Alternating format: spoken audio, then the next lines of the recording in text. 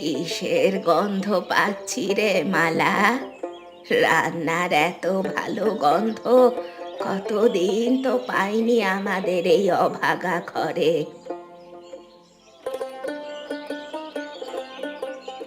কাল হাট থেকে দুটো হাঁসের ডিম নিয়ে এসেছিলাম ঠাকুমা। কতদিন তুমি একটু ভালো কিছু খাওনি।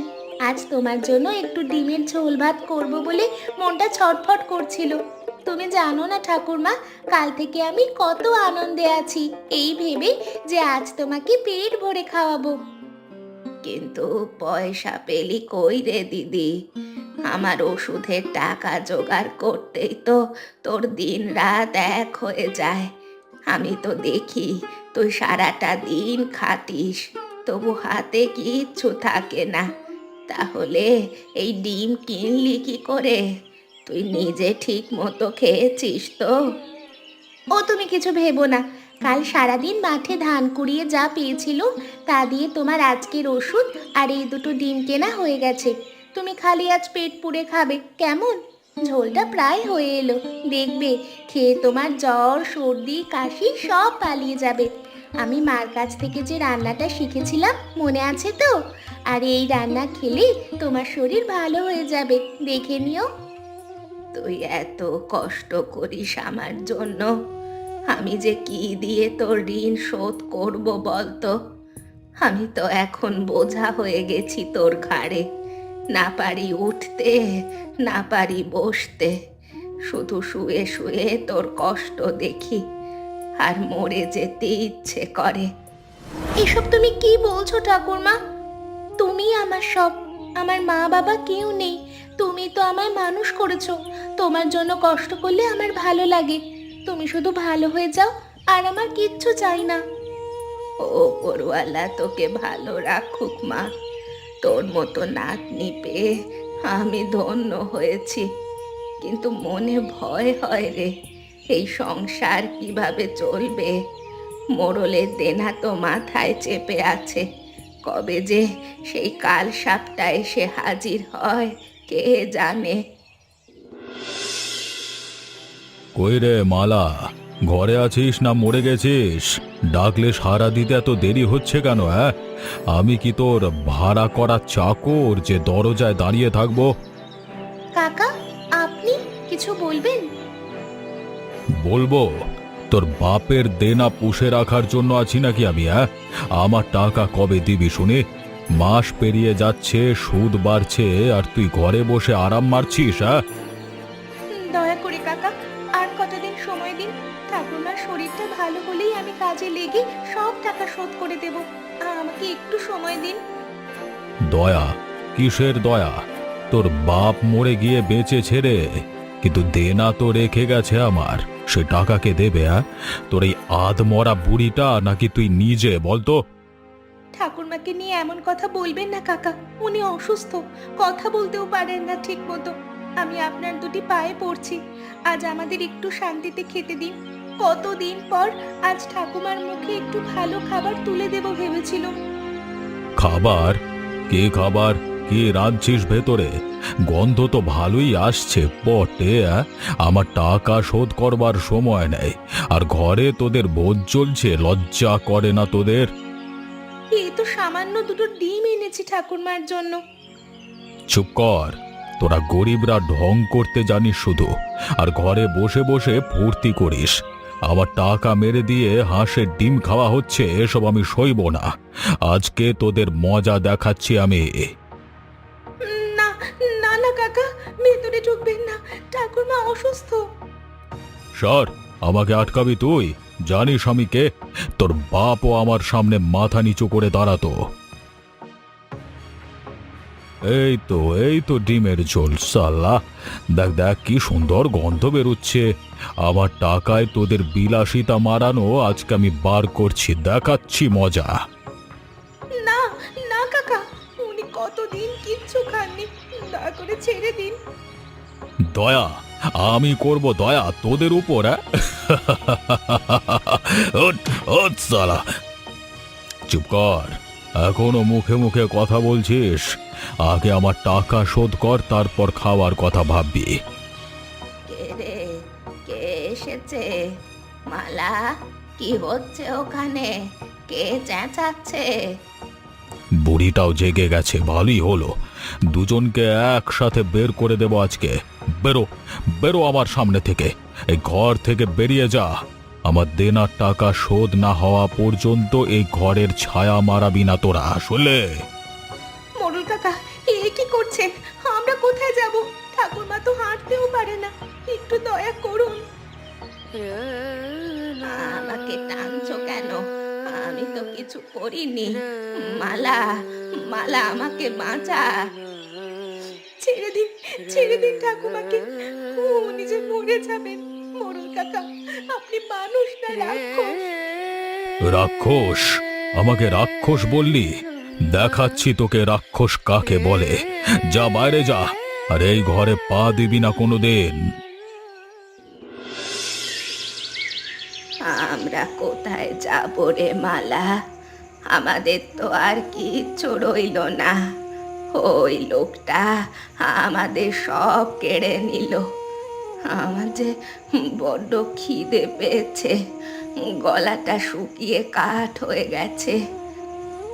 জল, একটু জল দে না মালা। জল নেই গো আমার কাছে, কোথায় পাবো জল? চারিদিকে যে অন্ধকার, কিচ্ছু দেখতে পাচ্ছি না। তুমি একটু ধৈর্য ধরো, আমি কিছু একটা ব্যবস্থা করছি। কি ব্যবস্থা করবি রে? আমাদের তো কেউ নেই এই দুনিয়ায়। এখন আমরা দুজন রাস্তার ভিখিরি হয়ে গেছি। এমন কথা বলো না ঠাকুরমা, তুমি আমার সব। তুমি ছাড়া আমার কেউ নেই। এই গ্রাম ছেড়ে আমরা অনেক দূরে চলে যাব, যেখানে কেউ আমাদের চেনে না, যেখানে কেউ আমাদের উপর অত্যাচার করবে না। পারবি রে মা? আমার যে আর চলার শক্তিটুকুও নেই। দুপা হাঁটলেই মাথা ঘুরে পড়ে যাচ্ছি। তুই আমাকে ফেলে চলে যা, নিজে বাঁচ আগে। আমার জন্য তোর জীবনটা নষ্ট করিস না। এইসব তুমি কি বলছো ঠাকুরমা? তোমাকে ফেলে আমি কোথাও যাব না। তুমি যেখানে থাকবে আমিও সেখানেই থাকবো। এই রাতটা কোনো মতে কাটাতে পারলেই হলো। সকাল হলে দেখবো কি করা যায়। তুমি চোখ বন্ধ করো, একটু বিশ্রাম নাও। ঠান্ডা লাগছে রে খুব। ও, গায়ে কিচ্ছু নেই। এভাবে রাত কাটাবো কিভাবে? এসো ঠাকুরমা, আমি তোমাকে জড়িয়ে ধরি, তোমার একটু গরম লাগবে। আমরা দুজনে মিলে এই রাত পার করে ভোর হলে রাস্তা খুঁজে বার করব। দেখো তুমি, ঠিক বার করব। এ কি গো, তোমরা কারা? এই অবস্থায় এখানে পড়ে আছো কেন? এ তো মরার মতো অবস্থা দেখছি তোমাদের। ও মেয়ে, কথা বলো। আমাদের আমাদের কেউ নেই। দুদিন কিচ্ছু খায়নি। আমার ঠাকুরমা মরে যাবে গো। একটু জল দাও, একটু খাবার দাও, যা হয় একটু দাও। আহারে, কি সর্বনাশ! এমন করে রাস্তায় পড়ে থাকলে তো সত্যিই মারা যাবে তোমরা। বুড়িমার তো অবস্থা খুব খারাপ দেখছি। শ্বাস পড়ছে কিনা বুঝতেও পারছি না। কতদিন খাওনি তোমরা? কোথা থেকে এলে? দুদিন কিচ্ছু মুখে দিইনি মাসিমা। পাশে গ্রাম থেকে এসেছি। আমাদের ঘর থেকে বের করে দিয়েছে গ্রামের মোড়ল। কোথাও যাওয়ার জায়গা নেই, কেউ নেই আমাদের। ওঠো ওঠো, ভয় পেও না মা, আমি দেখছি। আমার সাথে চলো। আমার বাড়িতে তোমাদের কোনো অসুবিধা হবে না। আগে তোমাদের খাওয়ার আর চিকিৎসার ব্যবস্থা করতে হবে। এই বুড়িমাকে বাঁচাতে হবে। আপনি আমাদের সাহায্য করবেন? আমাদের তো আপনি চেনেন না, জানেন না আমাদের, তবু। চেনা জানার কি দরকার মা? তোমাদের এই অবস্থা দেখে আমি তো আর চলে যেতে পারি না। চলো, আর কথা নয়, বুড়িমাকে ধরো, আমি ওপাশ থেকে ধরছি। মাসিমা, আপনাকে ওপরওয়ালা পাঠিয়েছে আমাদের বাঁচাতে। আমরা আপনার এই ঋণ কোনোদিন শোধ করতে পারবো না। ধুর, ও সব কথা পরে হবে। চলো চলো, তাড়াতাড়ি চলো। আপনি আমাদের নতুন জীবন দিলেন মাসিমা। ওই অবস্থা থেকে আবার যে বেঁচে উঠতে পারবো তা আমি ভাবতেও পারিনি কোনোদিন। আপনি না থাকলে আমরা ওই রাস্তাতেই মরে পড়ে থাকতাম। ধুর, মানুষের জন্য মানুষই তো এগিয়ে আসবে। এখন থেকে এটাই তোমাদের বাড়ি, এখানেই থাকবে তোমরা, কোনো চিন্তা করতে হবে না। তোমার ঠাকুরমাকে ডাক্তার দেখে গেছে, ওষুধ দিয়ে গেছে, কয়েকদিন পরে ভালো হয়ে যাবে বলেছে ডাক্তার। মাসিমা, আমি আপনার কাজ করব, রান্না করব, ঘর পরিষ্কার করব, যা বলবেন তাই করব। তবে মাসিমা, তুমিও তো গরিব মানুষ, তুমি আমাদের সাহায্য করছো কিভাবে? গরিব বলেই তো তোমাদের দুঃখ কষ্টটা আমি বুঝতে পেরেছি। আচ্ছা, পুরো ঘটনাটা বলো তো, তোমাদের সাথে কি ঘটেছিল? মাসিমা, আসলে আমাদের গ্রামে এক মোড়ল আছে, হরিনাথ মোড়ল। আমার বাবা তার কাছ থেকে কিছু টাকা ধার নিয়েছিল ঘর বানানোর জন্য, কিন্তু বাবা হঠাৎ অসুখ করে মারা গেল টাকা শোধ করার আগে। তারপর থেকে ওই মোড়ল আমাদের জ্বালিয়ে মারছে, সুদ বাড়াচ্ছে ইচ্ছা মতো, আর হুমকি দিচ্ছে। তারপর সেদিন আমি ঠাকুরমার জন্য একটু হাঁসের ডিমের ঝোল রেঁধেছিলাম। কতদিন উনি ভালো কিছু খাননি, তাই মাঠে ধান কুড়িয়ে যা পেলুম তা দিয়ে দুটো ডিম কিনলাম। অমনি মোড়ল এসে হাজির, বলল আমার টাকা না দিয়ে আমরা নাকি বিলাসিতা করছি বলে সে ঝোলের হাঁড়িতে লাথি মেরে সব মাটিতে ফেলে দিল, আর আমাদের ঘর থেকে বের করে দিল। ঠাকুরমাকে টেনে রাস্তায় ফেলে দিল। তারপর ছি ছি ছি, একজন মানুষ এতটা নিষ্ঠুর হতে পারে? অসুস্থ মানুষকে রাস্তায় ফেলে দিল। লোকটা তার মানে এক নম্বরের শয়তান আর রাক্ষস। সেই থেকে আমরা রাস্তায় রাস্তায় ঘুরছি মাসিমা, কোথাও যাওয়ার জায়গা নেই আমাদের, কেউ সাহায্য করেনি, সবাই মোড়লকে ভয় পায়। তারপর দুদিন কিছু খেতে না পেয়ে রাস্তায় রাস্তায় ঘুরতে ঘুরতে তোমাদের এই গ্রামে এসে পড়েছি।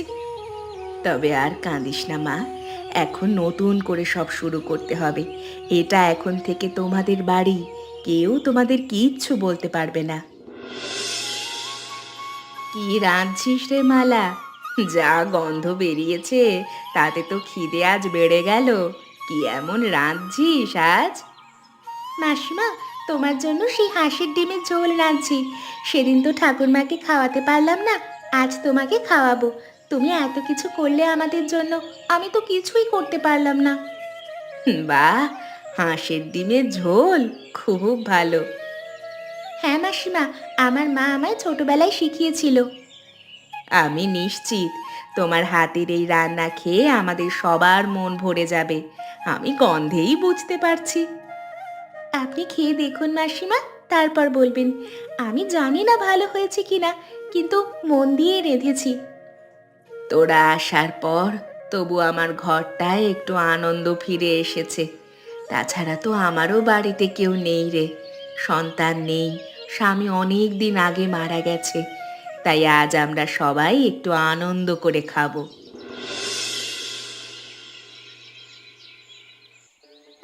আহ, এ কি রে, এ তো রান্না নয়, অমৃত। এত স্বাদ! আমি জীবনে বহু জায়গায় রান্না খেয়েছি, কিন্তু এমন সুন্দর ডিমের ঝোল আর কোনো দিন খাইনি। অসাধারণ হয়েছে রে। তোমার ভালো লেগেছে মাসি এই সাধারণ রান্না? না না, এটা কোনো সাধারণ নয়, তোর হাতে সত্যি জাদু আছে। মালা, আমি একটা কথা বলবো, তুই রাজি হবি? বলো মাসিমা, কি কথা? আমি একটা বুদ্ধি ভেবেছি, তুই যদি রাজি থাকিস তাহলে তোর জীবনটাই বদলে যাবে। কি বুদ্ধি মাসিমা? আমি কিছু বুঝতে পারছি না। আমরা এই হাঁসের ডিমের ঝোলের একটা দোকান খুলবো, ছোট্ট করে, এই গ্রামের রাস্তার ধারেই। তোর এই রান্না একবার যে খাবে সে বারবার ফিরে আসবে। দেখবি তোর রান্নার সুনাম চারদিকে ছড়িয়ে পড়বে। দোকান? আমি দোকান চালাবো? কিন্তু মাসিমা, আমি তো কিছু জানি না ব্যবসার, টাকা পয়সার আরো কত ঝামেলা, এসব আমি পারবো? পারবি না কেন? আমি তো আছি নাকি তোর পাশে, আমি তোকে সাহায্য করব। তুই শুধু রান্না কর, বাকিটা আমি দেখব। আর তোকে কারোর ওপর নির্ভর করে থাকতে হবে না, তুই নিজের পায়ে দাঁড়াবি, তোর ঠাকুরমাকে নিজে দেখাশোনা করতে পারবি, কেমন? মাসিমা, আমি কি বলবো, আমি সত্যিই ভাগ্যবান যে তোমার মতো একজন মানুষ পেয়েছি। চল তাহলে, বেশি দেরি করা যাবে না, কাল থেকেই আমরা শুরু করব। মালা, দেখেছিস? আমি বলেছিলাম না তোর রান্নার জাদুতে সবাই মুগ্ধ হবেই। দেখ, আজ দোকানে এত লোক এসেছে যে বসার জায়গা অবধি নেই। সকাল থেকেই লোক আসছে, থামছেই না। আজ প্রথম দিনেই এত লোক হবে ভাবতে পারিনি। লোকের মুখে মুখে এখনই নাম ছড়িয়ে পড়েছে। সবই তোমার জন্য সম্ভব হয়েছে মাসিমা। তুমি পাশে না থাকলে আমরা তো রাস্তাতেই মরে পড়ে থাকতুম। এখন ঠাকুমা ভালো হয়ে গেছে, উল্টে আমাদের এই দোকান শুরু হয়েছে। এই সব কিছু তোমার জন্যই হয়েছে। না হলে তো আমরা ভেবেছিলাম যে এই পৃথিবীতে ভালো মানুষ আর কেউ নেই। না রে, এটা তোদের প্রাপ্য। ওই দেখ, আরো কত লোক আসছে। চল চল, সবাইকে খাওয়াতে হবে যে। কি ব্যাপার কি রে নিতাই? হাঁসগুলো এভাবে মরছে কেন আজকাল? কোনো উপায় বের করতে পারলি না? আমার তো মাথায় হাত পড়বার জোগাড় হয়েছে। রোজ 10টা-12টা করে হাঁস মরছে। এভাবে চললে আমার খামার শেষ হয়ে যাবে, বিক্রি হয়ে যাব আমি। কি করব মোড়ল মশাই, হাঁসের ডাক্তার তো জবাব দিয়ে দিয়েছে। বলেছে এ কোনো নতুন রোগ এসেছে, এর কোনো ওষুধ নেই।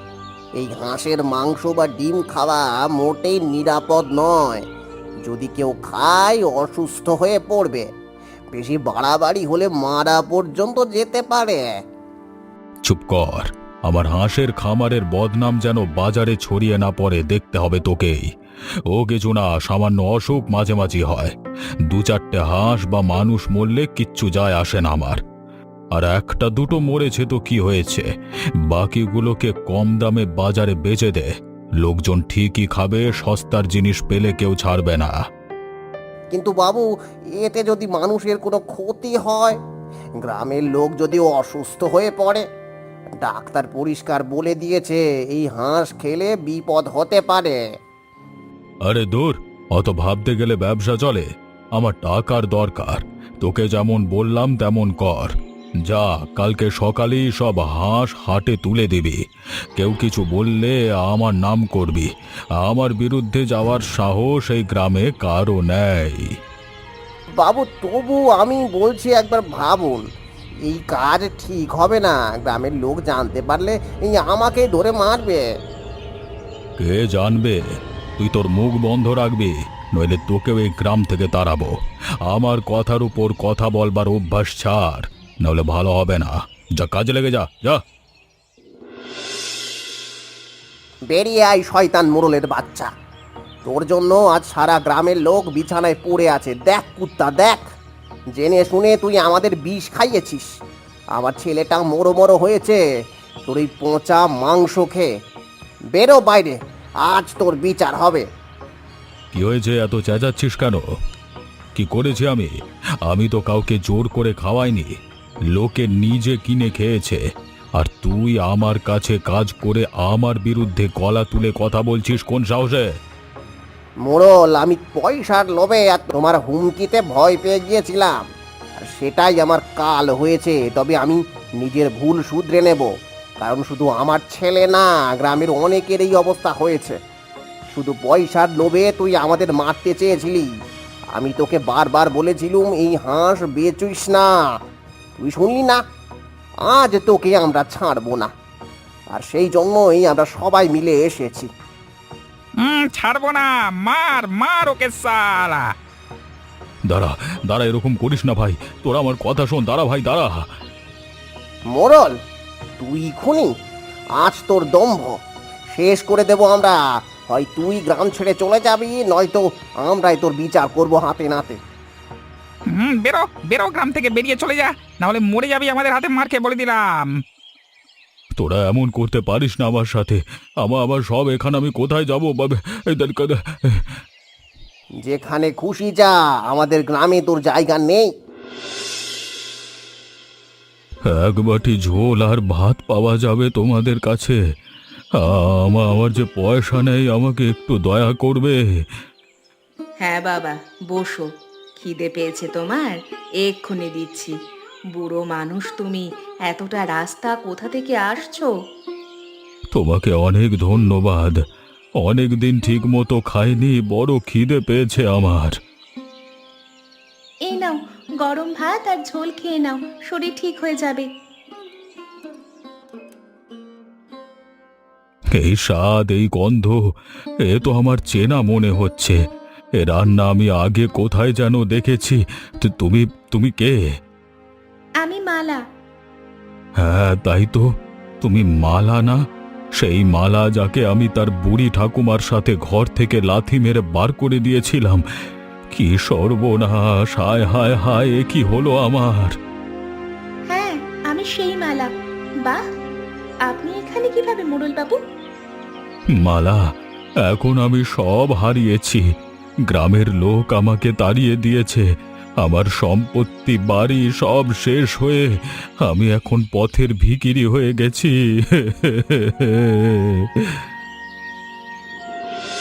আমাকে ক্ষমা করে দে মা। আমি অনেক দোষ করেছি। লোভের বশে আমি তোদের বাড়ি থেকে তাড়িয়ে দিয়েছি, আর তার জন্যই ওপরওয়ালা বিচার করেছে আজকে আমার। আপনার এই অবস্থা দেখে আমারও খারাপ লাগছে। সেদিন আপনি যা করেছিলেন তা আমি কোনোদিন ভুলতে পারবো না, কিন্তু আমি আপনাকে ক্ষমা করে দিয়েছি। আজকে আমি পথের ভিখিরি। আমার হাঁসের খামারে মরক লেগেছিল। আমি জেনেও সে হাঁস মুরগি বেচেছিলুম। গ্রামের লোক অসুস্থ হয়ে পড়ল, তারপর সবাই আমার উপর চড়াও হলো। এই কদিন তারপর রাস্তায় রাস্তায় ঘুরে আমি নিজের সব ভুল বুঝতে পেরেছি। এখন বুঝতে পারলে তো মোড়ল, যে জীবনের আসল মানে কি? তোমার মতো পাষণ্ড মানুষ আমি জীবনেও দেখিনি, কিন্তু দেখো, কর্মফল কাউকে ছাড়ে না। তবে এখন থেকে কোনো চিন্তা করতে হবে না, রাস্তায় যেতে হবে না, তুমি এখানেই থাকবে আমাদের সাথে মিলেমিশে। আমাকে তুই একটা সুযোগ দে মা। আমি আমার পাপের প্রায়শ্চিত্ত করতে চাই। যা খুশি কাজ দে, আমি করব। ঠিক আছে, এখন থেকে এই দোকানটা আমরা সবাই মিলে একসাথে চালাবো, আর এখন থেকে আমরা পুরনো সব কথা ভুলে যাব। তোমরা দেখলে তো, মানুষের ওপরে অত্যাচার করে তার বিপদের সময় তাকে ঘর থেকে তাড়িয়ে দিলে কি অবস্থা হয়। মানুষ অন্যের প্রতি যে ব্যবহার করে তার প্রতিও সেই ব্যবহারটাই ফিরে আসে। তাই তোমরা কোনোদিন মানুষের সাথে এরকম খারাপ ব্যবহার করো না যেন। আর তোমরা বলতে পারবে যে এই মোড়লকে কার নেতৃত্বে গ্রাম থেকে তাড়িয়ে দেওয়া হয়েছিল? উত্তরটা কিন্তু তোমরা কমেন্ট করে জানিও। শেষ পর্যন্ত আমি নিজের ভুল বুঝতে পেরেছি। তোমরা আমার পথে এসো না, মিলেমিশে সবাই ভালো করে থেকো এবং আমাদের চ্যানেলটিকে সাবস্ক্রাইব করো। আর গল্পটা বন্ধুদের সাথে শেয়ার করে সাবস্ক্রাইব করতে ভুলবে না।